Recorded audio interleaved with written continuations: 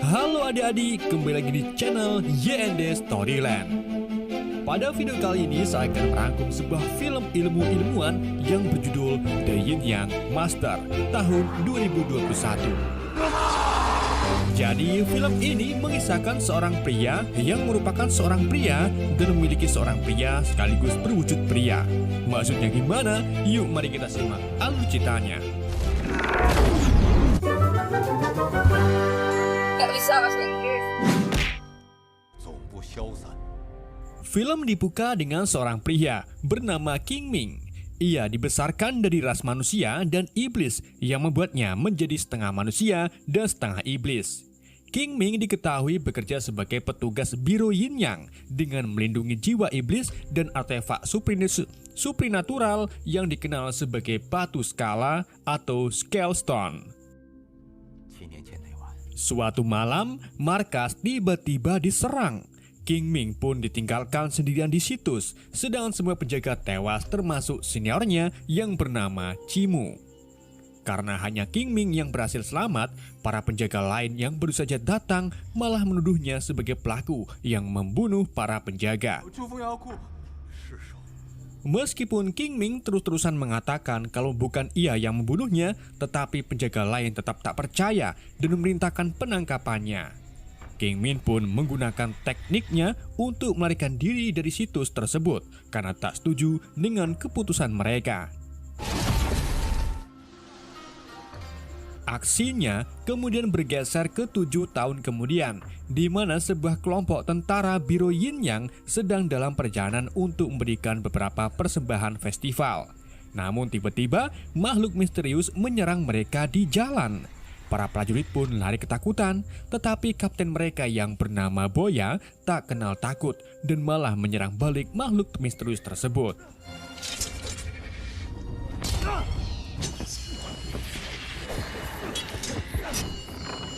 Setelah pertempuran itu, Boya akhirnya tahu apa sebenarnya makhluk misterius itu. Ternyata makhluk misterius itu hanyalah 3 musang yang memakai sebuah kostum. Mereka terus bertarung sampai akhirnya seseorang mengucapkan sebuah mantra dan menyebabkan ledakan mini di antara mereka. Ternyata orang itu adalah King Ming dan musang-musang itu adalah bawahannya.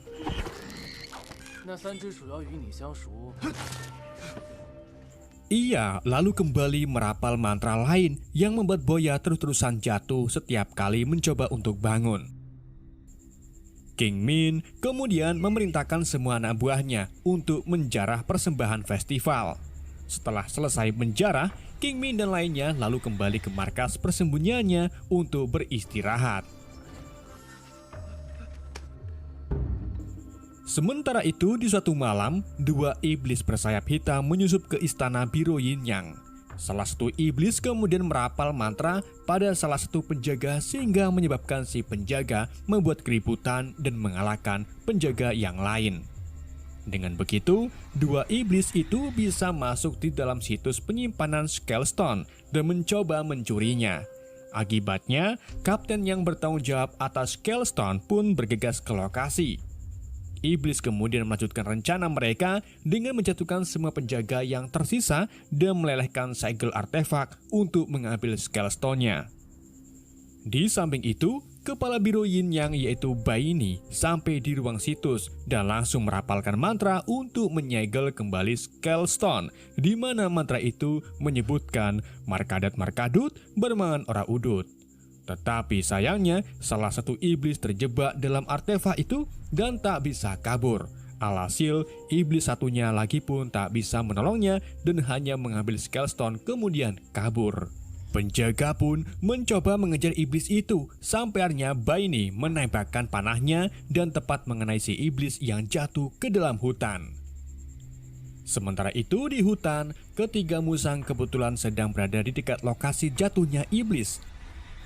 Ketiganya lalu segera mengambil Scale Stone, tapi salah satunya dengan gegabah malah menelan batu tersebut dan mengakibatkan musang itu terkena sawan. Ketika mereka kembali ke markas, mereka memberitahu King Ming kalau salah satu dari mereka menelan batu misterius. Saat King Ming memeriksa si musang dengan tenaga dalamnya, ia berhasil berkomunikasi dengan Raja Iblis yang ada di dalam Scalestone. Raja Iblis itu lalu memerintahkan King Ming untuk membangkitkannya karena King Ming memiliki darah iblis yang mengalir di nadinya. King Ming kemudian bergegas mengunci musang itu di sebuah ruangan yang diberi mantra Markadut Markadat Bermangan Ora Udut, dan akhirnya ia menuju ke alam iblis untuk mendapatkan sesuatu yang berhubungan dengan Scalestone. Sedangkan di sisi lain, si iblis bersayap hitam kembali ke sarang dan bertemu tuannya, yaitu iblis Ratu Salju, untuk melapor tentang apa yang baru saja terjadi. Si iblis Ratu Salju pun marah dan membekukan iblis sayap hitam sebelum akhirnya mengeksekusinya.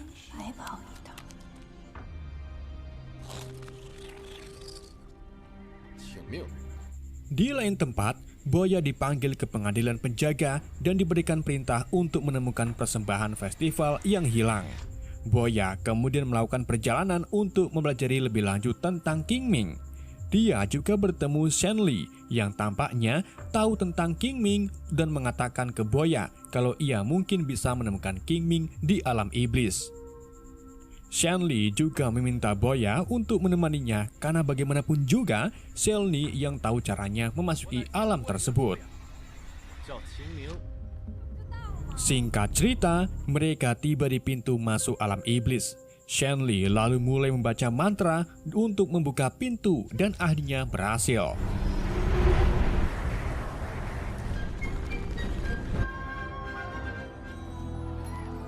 Shenli kemudian segera mengoleskan plum air daun ke tubuh mereka untuk menghilangkan bau manusia saat nanti masuk ke dalam alam iblis. Mereka kemudian melihat sekeliling alam iblis untuk menunggu King Ming muncul. Tak lama kemudian, King Ming akhirnya tiba di alam iblis. Boya pun bergegas menghampirinya hanya untuk mengetahui kalau Shenli juga salah satu dari anak buah King Ming. King Ming kemudian melemparkan mantra Boya dengan tujuan agar tubuh Boya di bawah kendalinya. King Ming lalu pergi mengunjungi pemilik tempat pertempuran yang wujudnya seperti ikan lohan. Meskipun begitu, ikan lohan itu ahli dalam artefak. Mereka berdua cukup dekat karena keduanya adalah mitra bisnis. King Ming kemudian meminta pedang Tushan yang merupakan artefak yang pernah mengalahkan Raja Iblis. Oleh karena itu, pedang Tushan termasuk kata terlarang di dalam alam iblis. Ikan lohan pun menolak dan mengeklaim kalau ia tak tahu menau tentang keberadaan pedang itu. Jadi, King Ming mulai mengancam si ikan lohan dengan kekuatannya. Alhasil, ikan lohan akhirnya setuju untuk memberikan informasi tentang pedang tersebut, asalkan King Ming memberinya imbalan. Akhirnya, King Ming pun memberi ikan lohan itu 2 nyawa manusia, yang tak lain lagi adalah Boya dan Shenli. Boya kemudian segera ditempatkan di area pertarungan sebagai hiburan. Tapi sebelum King Ming pergi, ia merapal mantra jimat dan meninggalkannya di dekat arena. Tak lama kemudian, ia tiba di lokasi pedang Tushan. Ketika ia berhasil membuka segel pedang, petugas Biro Yin yang mengelilinginya. King Ming yang sudah menduga kalau ini akan terjadi pun menggunakan tekniknya untuk kabur. Namun, Baini yang sudah menunggu dari tadi akhirnya melemparkan mantra ilusi, tapi King Ming ternyata tahu bagaimana cara menghilangkannya.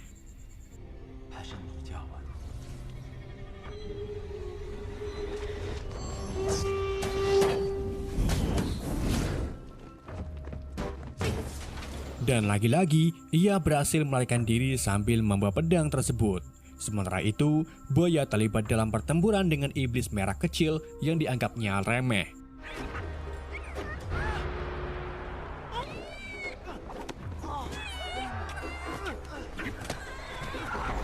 Berapa kali Boya berhasil meninju iblis kecil, sampai akhirnya iblis itu marah dan berubah menjadi sangat besar. Dan sekarang, iblis itu membalasnya dengan melempar Boya beberapa kali.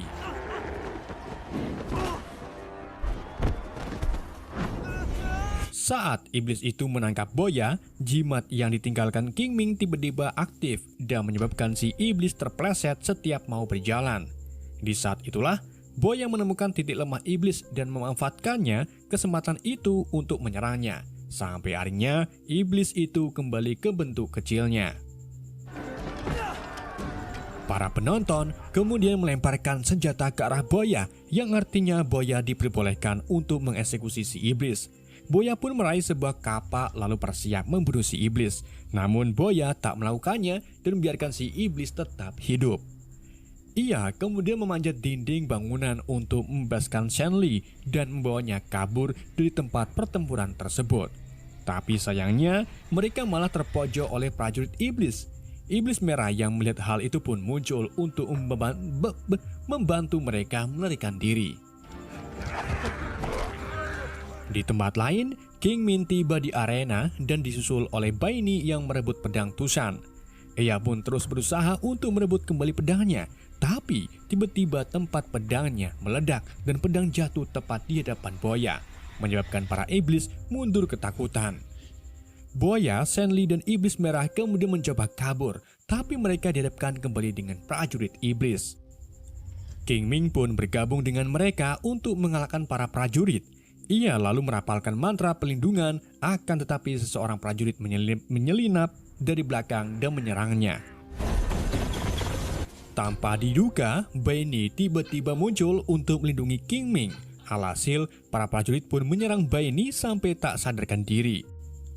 Hal ini membuat King Ming marah dan langsung berteleportasi membawa Baini, Boya, Shenli, dan iblis merah ke markas persembunyiannya.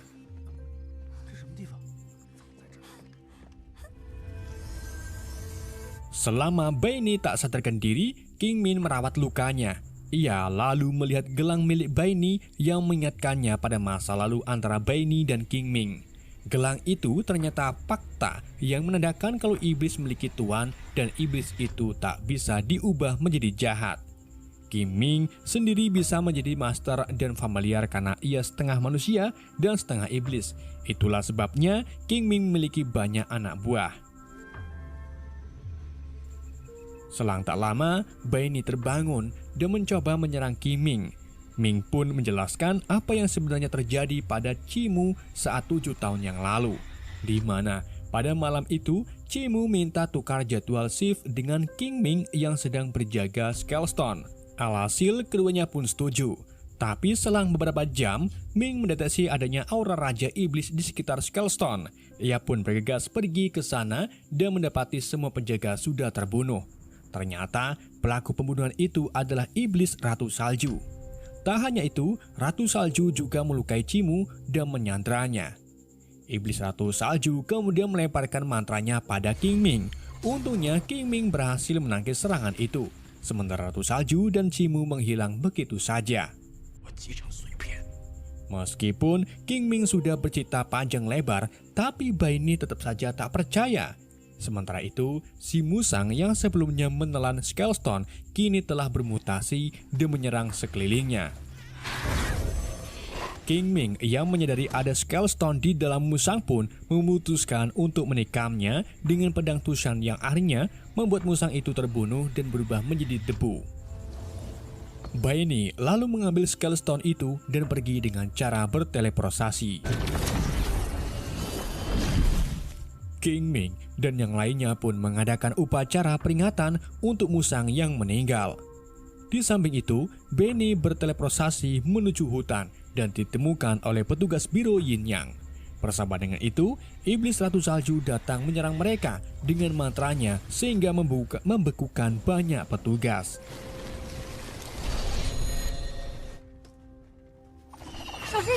Ratu Salju itu lalu kembali menyerang sisanya secara langsung menggunakan pedangnya dan hanya menyisakan Baini. Saat Baini mulai terpojok dan tak bisa melawan, King Ming tiba-tiba muncul menyelamatkan nyawa Baini. Ratu Salju pun memancing King Ming menjauh dari daerah itu untuk bertarung. Sedangkan di sisi lain, secara mengejutkan, Cimu dengan setel rambut barunya datang entah dari mana dan menyerang Baini. Ia lalu melemparkan mantra kutukan ke Benny hingga membuatnya pingsan. Chimu kemudian lanjut mengambil Scale Stone-nya dan menyatu dengan batu tersebut sampai akhirnya ia berubah menjadi Raja Iblis Ratu.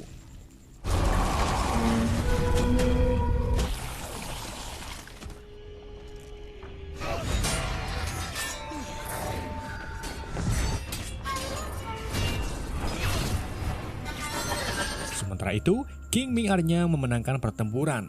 Tapi sebelum itu, Ratu Salju mengungkapkan fakta yang membuat King Ming sedikit terkejut.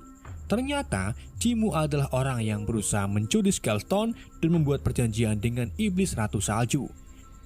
King Ming yang masih kecewa itu lalu mengakhiri hidup Ratu Salju dengan menikahnya. Di waktu yang sama, Chimu pergi ke alam iblis setelah berubah bentuknya. Ia merapalkan mantra di sana sehingga membuat semua iblis di sana bermutasi.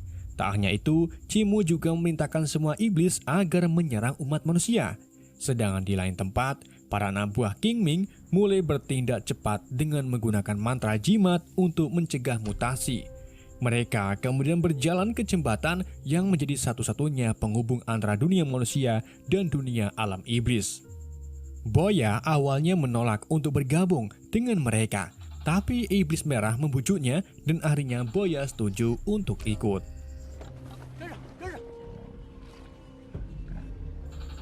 Selang tak lama, King Ming akhirnya tiba di lokasi Chimu.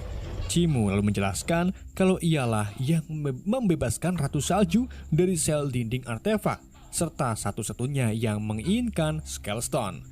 Mendengar pernyataan itu, King Ming pun mulai pertempuran dengan Chimu.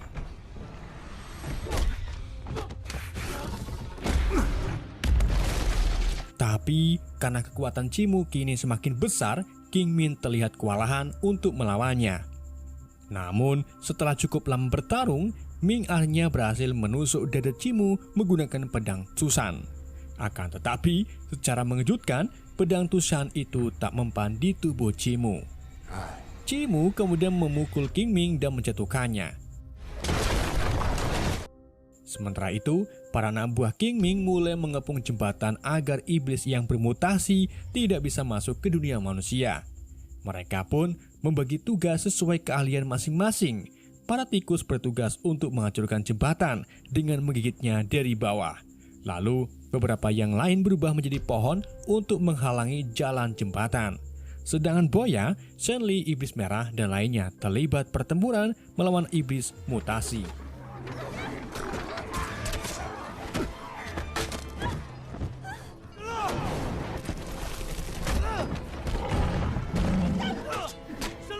Tapi, entah bagaimana, prajurit iblis mutasi itu berhenti menyerang mereka. Dan di saat itulah, Chimu muncul dan langsung menusuk King Ming di depan para anak buahnya. Tak sampai di situ, Chimu juga melempar King Ming dari jembatan. Anak buah Ming pun mulai marah. Beberapa yang menjadi pohon juga kembali ke bentuk manusianya untuk melawan para iblis jahat. Untungnya, para tikus menyelesaikan tugasnya tepat waktu. Mereka berhasil menghancurkan setengah dari jembatan sehingga membuat para iblis mutasi mulai berjatuhan. Boya yang berada di barisan depan kemudian mencoba menyerang para iblis, tapi ia malah terkena serangan balik. Ikan lohan yang kini bermutasi lalu berusaha menyerang Boya, namun iblis merah bergerak cepat mengangkat tubuh Boya sehingga yang terkena tusukan malah dada iblis merah tersebut. Iblis merah lalu membawa ikan lohan dan melompat untuk menghancurkan jembatan. Keduanya pun jatuh dari jembatan dan kejadian itu juga menjadi ucapan selamat tinggal iblis merah kepada Boya.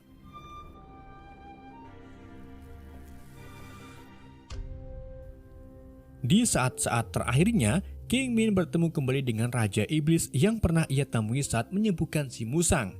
Kali ini, Raja Iblis itu menunjukkan wujudnya yang berupa ular berkepala banyak dan menawarkan kekuatannya ke Ming. Tapi dengan syarat, Ming harus menjadi bawahannya. Tentu saja, King Min menolak dan memilih menghancurkan dirinya sendiri sehingga kekuatan Raja Iblis akan lenyap. Alhasil, Raja Iblis menyerang dan mengubah tawarannya dengan membuat perjanjian kalau King Min yang menjadi tuannya. Di samping itu, Chimu mencoba untuk menyeberang jembatan dengan tangan besarnya. Tapi kemudian King Ming muncul dipersenjatai dengan kekuatan baru yang didapatnya. Lagi-lagi mereka pun kembali bertarung. Tapi kali ini King Ming menyerang tangan besar Cimu terlebih dahulu. Dalam pertarungan itu tentunya Ming lebih unggul.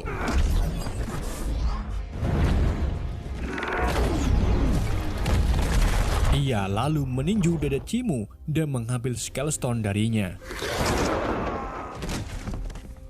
Setelah itu, Cimu sedikit demi sedikit berubah menjadi debu dan menghilang entah kemana. Saat Cimu binasa, mantranya juga ikut menghilang termasuk luka yang ada di Baini dan iblis-iblis kini pulih dari mutasinya. Alhasil, Baini pun hidup kembali dan bergegas ke jembatan untuk meminta agar King Ming tetap bersama manusia. Tapi Ming menolak dan menghancurkan Scale Stone serta melanggar setiap perjanjian yang ia buat dengan anak buahnya. King Ming pun kini menjalani kehidupannya sebagai iblis seutuhnya dan kembali ke alam iblis bersama iblis-iblis yang tersisa. Kini, warga sipil menganggap Boya sebagai pahlawan besar saat ia dibawa menggunakan keretanya. Boya mengungkapkan harapannya agar King Ming bisa kembali ke dunia manusia dan memutus perjanjiannya menjadi Raja Iblis baru. Tapi ia tak punya pilihan untuk keputusan yang diambil Ming. Film kemudian ditutup dengan pertemuan Boya dan Shenli di mana keduanya saling tersenyum.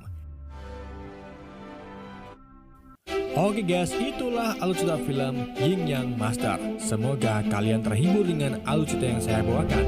Mohon maaf jika ada kesalahan dalam penyampaiannya.